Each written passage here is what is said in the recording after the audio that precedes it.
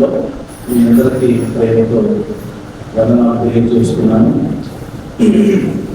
గత 2 వారాల నుండి మనం దేవుని వాక్యంలో నుండి ప్రపంచ నమ్మకాలు అని, మూఢ నమ్మకాలు అని, ప్రపంచంలో ఉన్నటువంటి ఏ ఆధారము లేనటువంటి నమ్మకాలను మనం నమ్మకూడదు అని, దేవుని వాక్యము బలమైనది అని, పెద్దల పారంపర్యాచారములు, పితృపారంపర్యాచారములు, మానవులు కల్పించినటువంటి పద్ధతులు ఇవన్నీ కూడా దేవుని వాక్యం ముందు ఏమాత్రము నిలవలేవు అని చదువుకుంటున్నాం. ఎందుకు అంతగా 2 వారాల నుండి ఎందుకు దాన్ని చదువుకోవలసి ఉంది అంటే, అపోస్తల కార్యాలు 17వ అధ్యాయం, అపోస్తల కార్యాల గ్రంథము 17వ అధ్యాయము 29-30 వచనములలో ఉండేటువంటి మాటలు ఒకసారి మనం చదువుకొని ముందుకు వెళ్దాం పాఠంలోకి. అపోస్తల కార్యాల గ్రంథము 17వ అధ్యాయము 29-30 వచనములు. కాబట్టి మనము దేవుని సంతానమై ఉండి మనుషుల చమత్కార కల్పనల వలన కల్పింపబడిన, మలసబడిన బంగారమునైనను, వెండినైనను, రాతినైనను దేవత్వము పోలి ఉన్నదని తలంపకూడదు. ఉపయోజనము, ఆ అజ్ఞాన కాలమునను దేవుడు చూచి చూడనట్టుగా ఉండేను. ఇప్పుడైతే అంతటను అందరూ మారు మనసు పొందవలనని ఆయన మనుషులకు ఆజ్ఞాపించుచున్నాడు. జాగ్రత్తగా ఈ మాటలు చూస్తే కనుక, ఆ అజ్ఞాన కాలములను దేవుడు చూచి చూడనట్టుగా ఉండేది. ఆ అజ్ఞాన కాలములను దేవుడు చూచి చూడనట్టుగా ఉండేది. ఏ అజ్ఞాన కాలములు అంటే, మనం ఒక వాక్యాన్ని చదువుతున్నాం. సత్యము తర్వాత సర్వ సత్యము. దేవుడు ఒకప్పుడు సత్యాన్ని తెలియజేశాడు. ఆ తర్వాత నెమ్మదిగా మనల్ని ఎక్కడికి నడిపించాడు? సర్వసత్యములోనికి నడిపించాడు. ఈ లైట్లు లేనప్పుడు వెలుగులా ఉంది. అది వెలిగి, ఇది కూడా వెలిగి. అది కాస్త కదా, ఇది సంపూర్ణమైన వెలుగు. 2 వెలిగి అంటారు. దాని వెలుగు అనరు, చీకటి అంటారని అన్నారు. ఒకప్పుడు పాత నిబంధన కాలంలో, అజ్ఞాన కాలంలో ఉన్నది కూడా దేవుని మాటే. కానీ ఆ వెలుగు యొక్క ప్రభావం అనేది తక్కువగా దేవుడు చూయించాడు. కొత్త నిబంధనలోకి వచ్చేసరికి ఆ వెలుగు యొక్క తీవ్రతను ఎక్కువగా చూపించాడు. ఆ అజ్ఞాన కాలంలో దేవుడు చూచి చూడనట్టుగా ఉన్నాడు. పాత నిబంధన కాలంలో కూడా అనేకమైనటువంటి ఆచారాలను ఆచరించారు యూదులు, ఇశ్రాయేలీయులు. కానీ దేవుడు చూచి చూడనట్టుగా ఉండిపోయాడు. ఇప్పుడైతే అంతటను అందరూ మారు మనస్సు పొందవాలని మనుషులకు ఆజ్ఞాపిస్తున్నాడు. ఇప్పుడు ఇక ఎవ్వరికి ఏ అవకాశము లేదు. అప్పుడు చూచి చూడనట్టుగా ఉన్నాడు. ఇప్పుడు మాత్రం ఎవ్వరికి అవకాశమే ఇవ్వను అంటున్నాడు. ఎందుకో తెలుసా? ఇప్పుడు మనం పరిశుద్ధాత్ముని యుగములో ఉన్నాం. బాగా గమనించాలి. ఇప్పుడు మనము ఏ యుగంలో ఉన్నాము? పరిశుద్ధాత్మ దేవుని యొక్క యుగములో మనము ఉన్నాము. అందుకే మత్తయి సువార్త 12వ అధ్యాయంలో ఒక మాట తెలియజేయబడుతుంది. మత్తయి సువార్త మనం చదువుకోబడినటువంటి వాక్యం ఏంటంటే, పెద్దల ఆచారాలను మనం ఎందుకు అంతగా దేవుని వాక్యం కంటే ఎక్కువగా చూడకూడదు అంటే, దేవుని వాక్యం అనేది ఎంతో ఉన్నతమైనది. అది పరిశుద్ధాత్మ చేత మనకి ఇవ్వబడింది అని మనం చదువుకోబోతున్నాం. మత్తయి సువార్త 12వ అధ్యాయము 31-32 వచనాలు చూడండి సార్, చదవండి. 31-32 వచనాలు. 31-32. కాబట్టి నేను మీతో చెప్పినదేమనగా, మనుషులు చేయు ప్రతి పాపమును దూషణయు వారికి క్షమింపబడును, కానీ ఆత్మ విషయమైన దూషణకు పాప క్షమాపణ లేదు. మనుష్య కుమారునికి విరోధంగా మాట్లాడు వారికి పాప క్షమాపణ కలదు కానీ పరిశుద్ధాత్మకు విరోధముగా మాట్లాడు వారికి ఈ యుగమందెనను రాబో యుగమందెనను పాప క్షమాపణ లేదు. మనుష్య కుమారునికి విరోధముగా మాట్లాడు వానికి పాప క్షమాపణ ఉందేమో కానీ పరిశుద్ధాత్మునికి విరోధముగా మాట్లాడు వానికి యుగమందైనను రాబో యుగమందైనను పాప క్షమాపణ లేదు. ఎందుకు? పెద్దల ఆచారాల కంటే దేవుని వాక్యము ఉన్నతమైనది. పెద్దల ఆచారాల కొరకు దేవుని వాక్యాన్ని తొక్కి పెట్టవద్దు అని మనం 2 వారాలుగా ఎందుకు నేర్చుకుంటున్నామంటే ఆ దేవుని వాక్యాన్ని మనకు ఎవరిచ్చారు? పరిశుద్ధాత్మ దేవుడు ఇచ్చారు.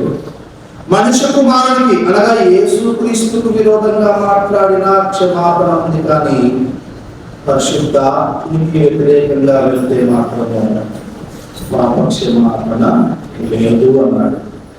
కాబట్టి ఒకసారి ఆలోచించాలి, మరి పరిశుద్ధాత్మకు వ్యతిరేకంగా ఎప్పుడు వెళ్తాము? ఒక వ్యక్తికి వ్యతిరేకంగా ఎప్పుడు వెళ్తాము? నేను ఈ పని చేద్దాము అన్నప్పుడు, ఈ ఆలోచన చేద్దాం అన్నప్పుడు మేము ఆ పని చెయ్యము, మేము ఆలోచన చెయ్యము అన్న చోటే ఏమేర్పడుతుంది? వ్యతిరేకత ఏర్పడుతుంది.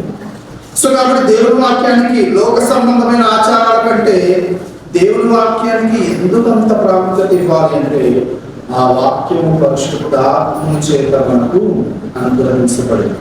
ఆ అజ్ఞాన కాలంలో దేవుడు చూచి చూడనట్టుగా ఉన్నాడు, కానీ ఇప్పుడైతే పరిశుద్ధాత్మ దేవుడు సర్వ సత్యాన్ని మనకు ఇచ్చాడు.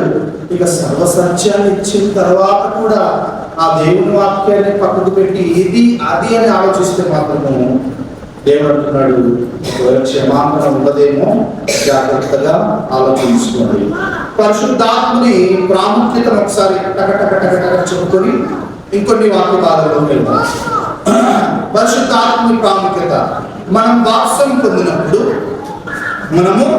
బాప్సం పొందినప్పుడు పరిశుద్ధాత్మ అనే వరమును పొందుతాం. నెంబర్ 1. నెంబర్ 2, మనం బాప్సం పొందినప్పుడు పరిశుద్ధాత్ముని చేత ముద్రింపబడతాము. పరిశుద్ధాత్ముని చేత ముద్రింపబడతాం అంటే మన హృదయాల మీద పరిశుద్ధాత్ముని సీల్ అనేది ఉంటుంది. ఎంత పెద్ద ప్రొఫార్మా తయారు చేసుకొని వెళ్ళినా, ఎంత పెద్ద సంతకము దాని మీద ఉన్నా, that proforma should have a seal. ఖచ్చితంగా ఏముండాలి?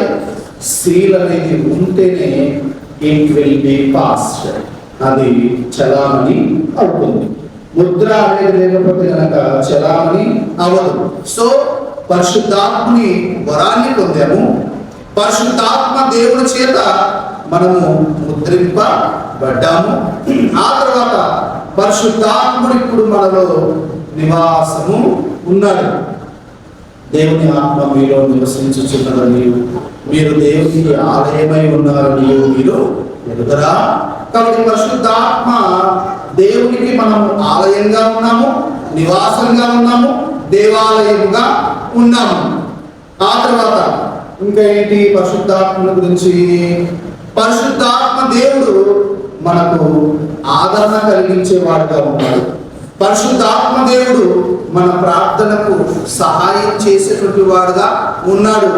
ఎన్ని రకాలుగా పరిశుద్ధాత్మ దేవుడు మనకు సహాయకారిగా ఉన్నాడు. లేఖనం ఎప్పుడునూ మనుషుని ఇచ్చను బట్టి కలగలేదు. లేఖనము, దేవుని వాక్యము, సర్వ సత్యము ఎప్పుడునూ మనుషుని ఇచ్చను బట్టి కలగలేదు, కానీ మనుషులు పరిశుద్ధాత్మ చేత ప్రేరేపింపబడిన వారై దేవుని మూలముగా పలికిది.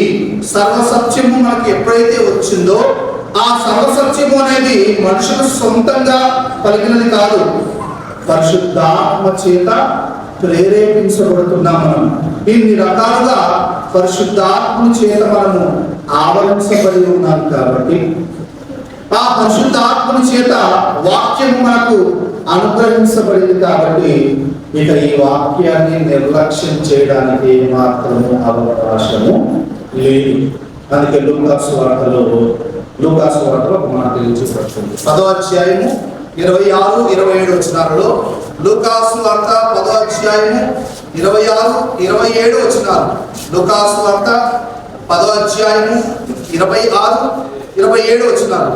అందుకు ఆయన, ధర్మశాస్త్రమందేమి రాయబడి ఉన్నది, నీవేమి చదువుచున్నావని అతనిని అడుగగా, ప్రభు ఒకటే అడుగుతున్నాడు, ధర్మశాస్త్రమందు ఏమి రాయబడి ఉంది, మీరు ఏమి చదువుతున్నారు? అసలు దేవుని వాక్యంలో ఏం రాయబడిందో మీకు తెలుసా? ఏం రాయబడి ఉంది? మనుష్య కుమారునికి విరోధంగా మాట్లాడితే క్షమాపణ ఉంది, కానీ పరిశుద్ధాత్మ దేవునికి విరోధంగా ప్రవర్తిస్తున్నారు, క్షమాపణ లేదు. మీరు పరిశుద్ధాత్మని వరం పొందారు, పరిశుద్ధాత్మని మిత్రగా పొందారు, పరిశుద్ధాత్మని ఆదరణకర్తగా పొందారు, పరిశుద్ధాత్మని నివాసంగా మీరు పొందారు, పరిశుద్ధాత్మని నివాసంగా దేవాలయంగా మీరు ఉన్నారు. ఎన్ని కలిగి ఉన్న మీరు ఏం రాయబడిందో మీకు తెలుసా? అసలు మీరు ఏం చదువుతున్నారో మీకు తెలుసా? వెండి బంగారం వంటి క్షయ వస్తువుల చేత మనం విమోచింపబడలేదు, పితృ పారంపర్యమైన మన వ్యర్థకున్నట్లుగా. ఒకవేళ వెండి బంగారాలతో కనుక మనం విడిపింపబడింటే, రైట్, పెద్దల ఆచారం చేయండి, వాక్యాన్ని గైకొనండి అనేవాడు దేవుడు. కానీ మనం రెండు అనుసరించడానికి వెండితోనో బంగారుతోనో దేనితోనో కొనబడినటువంటి వాళ్ళం కాదు, అమూల్యమైనటువంటి రక్తం చేత పొందబడ్డాం. కాబట్టి దేవుని వాక్యానికి మాత్రమే మన జీవితంలో అవకాశము ఉంది, ఇక దేనికి కూడా మన జీవితంలో అవకాశము లేదు అనే విషయాన్ని గమనించాలి. కాబట్టి ధర్మశాస్త్రం అందేమి రాయబడి ఉన్నది, అసలు మీరు ఏం చదువుతున్నారు? సత్యము నుండి సర్వసత్యంలోకి వచ్చామని మీకు తెలుస్తుందా? ఆ సర్వసత్యము ఎవరి మూలంగా అనుగ్రహించబడిందో మీకు తెలుసా? ఇంకొక మాట రాయాలి, ఆ మాట ఒకసారి మనం చూద్దాం. ఎఫెసీయులకు రాయబడిన పత్రిక 4వ అధ్యాయము 30వ వచనం. ఎఫెసీయులకు రాయబడిన పత్రిక 4వ అధ్యాయము 30వ వచనం చదవండి. దేవుని పరిశుద్ధాత్మను దుఃఖపరచుకుడి, దేవుని పరిశుద్ధాత్మను దుఃఖపరచుకుడి, దేవుని పరిశుద్ధాత్మను దుఃఖపరచుకుడి. పరిశుద్ధాత్మను ఏం చేయకూడదట? దుఃఖపరచకూడదట. మనం ఎప్పుడు బాధపడతాం చెప్పండి? పోనీ ఎప్పుడు ఎక్కువగా బాధపడతాం తెలుసా? మన మాట ఎవరు లెక్క చేయను. మన మాట అంటే ఎక్కే లేదనుకోండి, ఇంట్లో మన మాట అంటే ఎక్కే లేదనుకోండి, అప్పుడు మనసులో నొచ్చుకుంటారు. అటు ఆచారమే, ఇటు వాక్యము కదా, రైట్. దానికోసం 10 నిమిషాలు గొడవ పడైనా అవుతావు, కానీ వాక్యం దగ్గరికి వచ్చేసరికి సార్ రెండే 2 చోట్ల, ఒకటి సార్ తొందరగాని, అమ్మా తొందర కట్టేనమ్మా చీర, అమ్మా తొందర కట్టాను కదా, ఈ 2 చోట్ల ఊరులాడతారు. కానీ ఎక్కడ కొబ్బరి లేదు, ఆగండి అవి రావాల్సిందే అంటారు. కానీ సత్యంలో మనం ఉన్నాము, పరిశుద్ధాత్మ చేత నడిపించబడుతున్నాము. ఆ పరిశుద్ధాత్ముని దుఃఖపరచకూడదు అని మనకు తెలుసు. ఏం రాయబడిందో మనకు తెలుసు, ఏం చదువుతున్నామో మనకు తెలుసు. ఏం చదువుతున్నాము? పరిశుద్ధాత్మను దుఃఖపరచకుడి. ఆయన మాటను లెక్క చేయకపోతే, ఆయనను లెక్క చేయకపోతే కనుక ఖచ్చితంగా ఆయన ఏమవుతాడు? దుఃఖపడతాడు. పరిశుద్ధాత్మ దేవుడు ఏమవుతాడు? దుఃఖపడతాడు. ఆయన దుఃఖ పెడితే దేవుడు అంటున్నాడు, క్షమాపణ ఉండదు, జాగ్రత్త. క్షమాపణ ఉండదు, జాగ్రత్త అంటున్నాడు. కాబట్టి అందు విషయమయ్యే మనం ఏం చేస్తున్నాము అంటే, దేవుని వాక్యాన్ని జాగ్రత్తగా రాయగలుగుతున్నాము. అందుకే తిమోతికి రాయబడినటువంటి మొదటి చెప్తాను. తిమోతికి రాయబడినటువంటి మొదటి పత్రిక, క్షమించండి, 2వ పత్రిక, తిమోతికి రాయబడినటువంటి రెండవ పత్రిక 3వ అధ్యాయము 14-15 వచనాలు కలిసి ఉన్నాయి. మనకు 15వ వచనం కావాలి.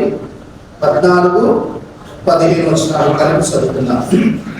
క్రీస్తు యేసునందు ఉంచవలసిన విశ్వాసము ద్వారా రక్షణాత్మకమైన జ్ఞానము నీవు కలిగించుటకు శక్తిగల పరిశుద్ధ లేఖనములను బాల్యము నుండి నీ వెరుగుదురు కనుక నీవు నేర్చుకుని రూఢి అని తెలుసుకున్నవి ఎవరి వలన నేర్చుకుంటివో ఆ సంగతి తెలుసుకుని వాటి యందు నిలకడగా ఉండుము.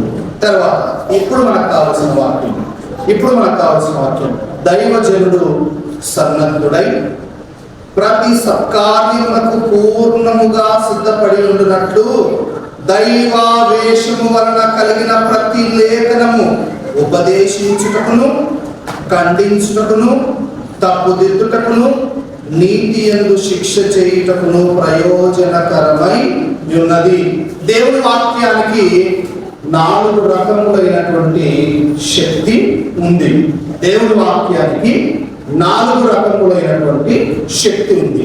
నెంబర్ 1 ఏంటంటే నెంబర్ 1 ఉపదేశించుటకు. దేనికి? ఉపదేశించుటకు. ఉపదేశము అనగా మంచి మాటలు.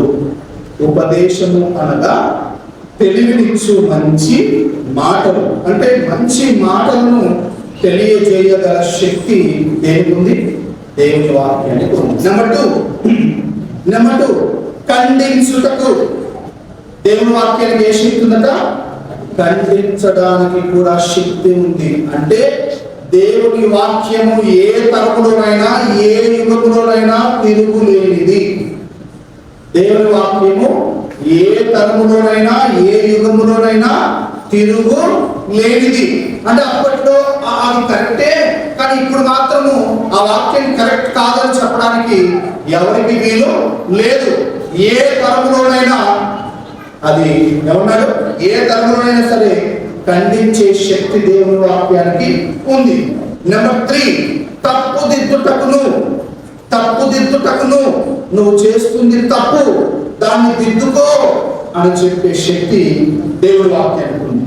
నెంబర్ 4 నీతి యందు అవసరమైతే శిక్ష చేయడానికి కూడా దేవుని వాక్యానికి శక్తి ఉంది.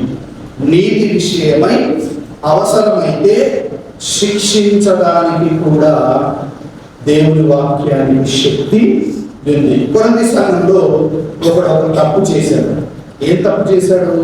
తన తండ్రి భార్యను ఉంచుకున్నాడు.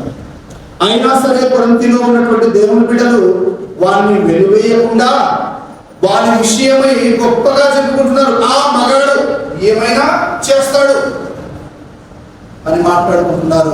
పౌలు అన్నాడు, నేను నా మనస్సులో వారిని ఎప్పుడో సంఘం నుండి వెలివేశాను.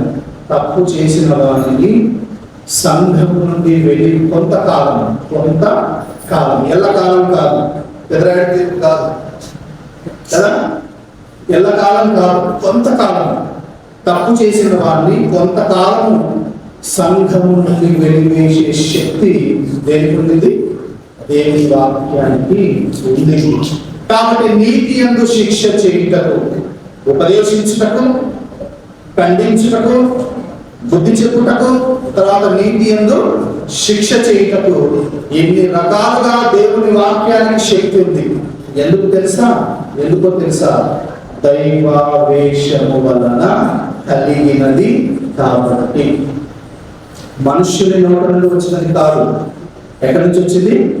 దైవావేశము వలన, దేవుని యొక్క ఆత్మ వలన, పరిశుద్ధాత్ముని వలన ఆ మాటలు మనకు అనుగ్రహింపబడ్డాయి. కాబట్టి దానికి శక్తి ఉంది.